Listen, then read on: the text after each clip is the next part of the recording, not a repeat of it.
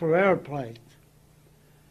And we were making coastal runs from Texas up to New York.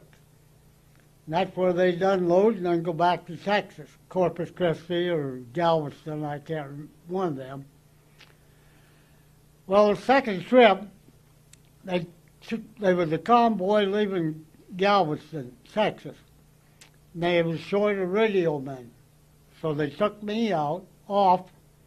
I didn't even get liberty or anything. They put me on the R.P. Smith, another merchant ship, and it was a convoy going out. Well, I learned later that the SS Vermont got sunk in the Gulf of Mexico after they loaded and left. Well, thank goodness I wasn't on it. Yes. But I was on the R.P. Smith. We made, I think, 2 runs up to New York. And we was carrying crude oil then. When we came back, they had to go in dry docks in New Orleans. Well, when they went dry dock there, New Orleans was a great place for a Navy man if you had some money, but I didn't have any money. But sit around and enjoy the base there, Navy base. Well, this one day there was a bulletin on the board. We want volunteers for hazardous duty. Well, hazardous duty in the Navy can be cleaning the latrines. You know what I mean, toilets. That's hazardous duty in the Navy sometimes. But I signed up for it because I thought it was submarine duty, and I wanted to be in submarines. And because at that time it was safer down below than it was up on top, because the Germans were sinking our ships so fast, so many of them. And anyway, I signed up for hazardous duty, thinking it was submarine. Out of 25 of us, there was only 5 that qualified. And you had to have certain qualifications. You had to have a certain college education. You had to have a high school education. You couldn't have a black mark of any kind with the police or sheriff or anything. And you had to be an American citizen. Well, out of 25, 5 of us was accepted. That's when we went to Washington, D.C. Now maybe that's when I got into active duty, but do you want me to continue? You can keep talking. Okay. In Washington, D.C., of course, we joined the Navy group there, had to get out every morning and line up and be checked in. And they had us working for some of us part-time over in the Pentagon. Well, over there, all you did was file cabinets. That's all over the file cabinets galore, you know. But that didn't last long because we had other things we had to do. Well, this one day, us 5 fellas, we was called in with several others. We had to go before a Navy board in the Pentagon. And I'll never forget, we went in there and here was this Marine standing at the door with a machine gun. I thought, oh, brother, what am I getting into, you know?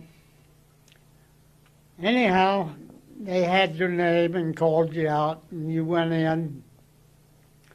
They said, Robert Hill, so-and-so, and I guess, before we tell you what you're getting into, we're going to give you a chance to back out, and you'll never know what you're getting into. I said, well, I enlisted in the Navy. They didn't draft me. I joined to fight for my country. Anyhow, I said, do I have a 50-50 chance? They said if you use good common sense, you got a 50-50 chance. Well, I said, in any war, that's good odds, in any war. I said, I enlisted, so I'll be glad to serve whatever you got to offer. But I didn't want to be like the Japanese on a torpedo riding into a ship or something, you know. So they told me then that this group is a very secretive group. Now, we called the other day our historian, and there was 2,900 of us. Is all there was, 2,900. And we were sent to China. We was under the command of General Chiang Kai-shek and Ty Lee. Ty Lee was his right-hand man. But this was a deal set up between President Roosevelt and General or Chiang Kai-shek. So we, anyhow, I agreed to it. But they sent me home for, we wasn't allowed to talk to nobody, or tell them nothing, because they said this is a highly secret deal. And they said, you'll be sworn to secrecy, which you was, you know. And they didn't tell me what I had to do. They just said, you'll be going to China. So I had to come back to Des Moines, and the wax was over in the fort, and I had to get the Black Plague shot. It was a Black Plague, it was a shot. Well, I had all my others, but I didn't have that. And they called, made sure that they had it for Des Moines. And I had to go in there and get it, but oh, I had a good day that day with all them wax in there. But, but in the meantime, the Navy, you had to give 3 references. My first reference was the sheriff of Warren County. And the second reference was the banker in Norwalk, where we banked. And the third reference was our minister. And our minister was from Ireland. He was a Catholic minister, and he was from Ireland. The FBI investigated him, and I never heard the last of it when I come home. Him happened to be investigated by the FBI. Well, he was born in Ireland, so he wasn't born in the United States. But I always thought that was kind of funny. They investigated. I told him he looked like a crook anyway, but he didn't.